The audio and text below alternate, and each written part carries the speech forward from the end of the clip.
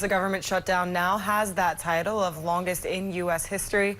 Northland law leaders are voicing the importance of bipartisan work. Northern News Now's Hannah Morgan joins us live in studio here to tell us both about Minnesota and Wisconsin lawmakers and pretty much what they told you about how they're feeling, Hannah. Yeah, Sydney, Madison, good morning. So yesterday I sat down with Republican Congressman Pete Stauber and DFL Senator Grant Hochschild to hear the message they wanted to send to fellow Minnesotans.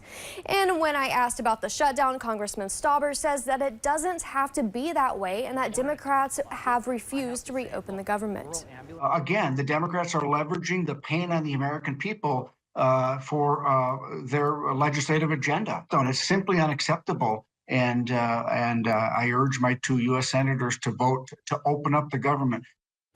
He says that they have the opportunity to do good things for the American people in a bipartisan fashion, but they have to open up the government to make that happen. I then sat down with Northland Senator Grant Hochschild, who voiced disappointment and says the shutdown is just one example of federal leaders not living up to their responsibilities, and he urges them to step up and make a deal. Well, it's really disappointing that the federal government continues to be the swamp that it lives up to every day. You know, in Minnesota, we have the tightest legislature in the country. Despite the tightness of our legislature, people like me in the middle have come together to pass a budget. I have to say.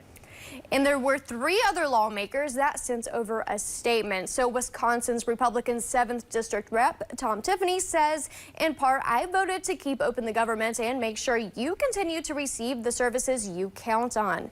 Senator Baldwin, who's voted against reopening the government 14 times, should finally stand with Wisconsinites and vote for the clean bipartisan budget bill so we can get the government up and running.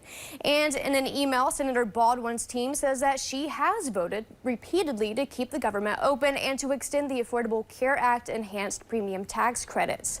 Also adding this statement, which says in part that she's been in Washington fighting to reopen the government.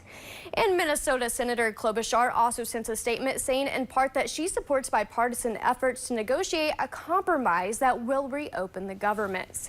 And as we enter day 36 of the government shutdown, local lawmakers are saying that they are fighting to reopen the government. Reporting live in studio, I'm Hannah Morgan, Northern News Now.